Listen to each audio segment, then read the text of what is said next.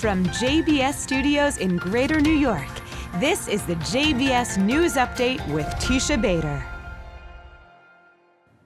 I'm Teisha Bader with the JBS News Update for Thursday, April the 15th, 2021.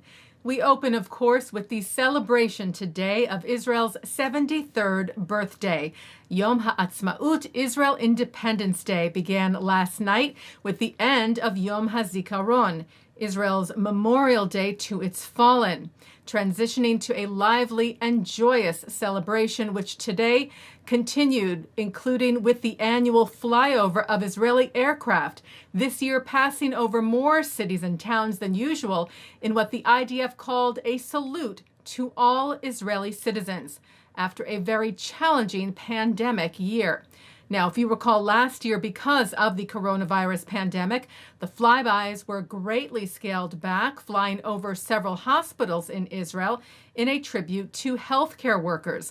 But this year, the entire public was invited back again to observe and enjoy the high-flying feats of Israeli fighter jets, helicopters, and other aircraft over more than 100 locations across Israel.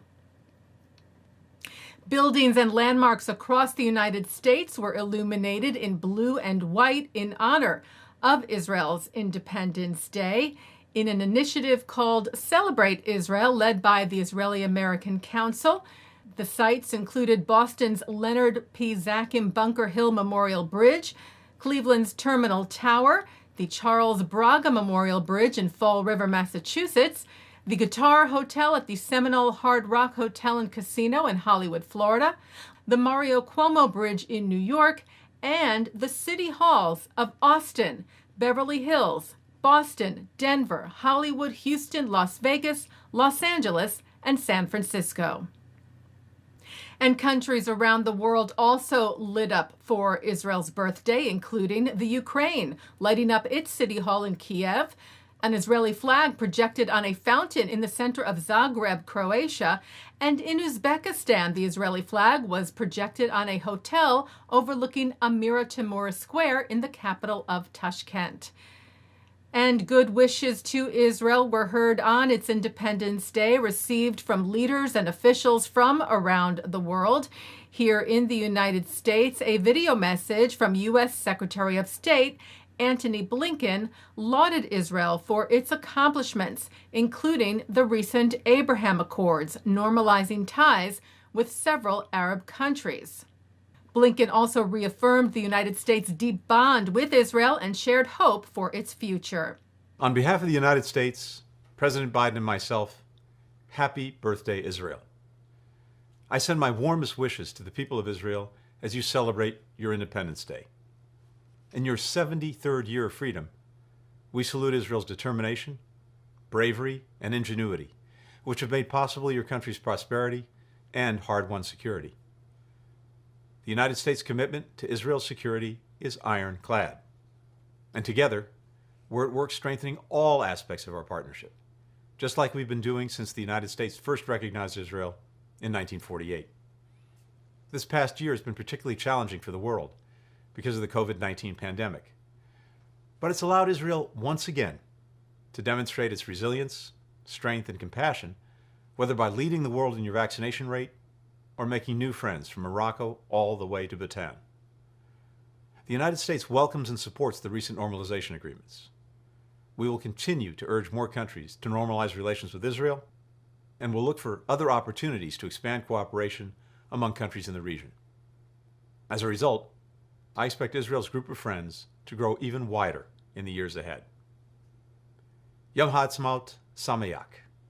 Israeli Prime Minister Benjamin Netanyahu also spoke of the Abraham Accords in his remarks on Independence Day. Since the last Independence Day, Israel has forged 4 new peace agreements with Arab countries, with the United Arab Emirates, Bahrain, Morocco, and Sudan. We're building a better future for the Middle East, in which the fruits of trade and cooperation will bring countless tangible benefits to all our peoples, and this is already happening. I have no doubt that additional Arab and Muslim countries will join the ever-growing circle of peace. For all these reasons, and for much more, we can unite in celebrating Israel's many achievements. Chag Atzmaut Sameach, Happy Independence Day, Israel. And Israel's President Reuven Rivlin took the opportunity to thank Jewish communities around the world for their support for the Jewish state, calling the bond between Israel and the Jewish world a shared destiny.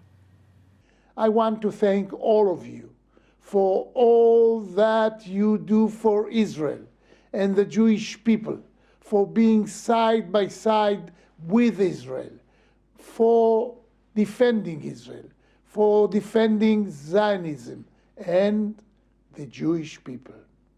This place, Beit HaNasi, will always be your home. Thank you. Thank you from the bottom of my heart. And as we say in Hebrew, Toda Rabba v'Chag Atzmaut Sameach. And we have special programming here on JBS tonight, Thursday, April the 15th, as we join in wishing Israel a most happy 73rd birthday.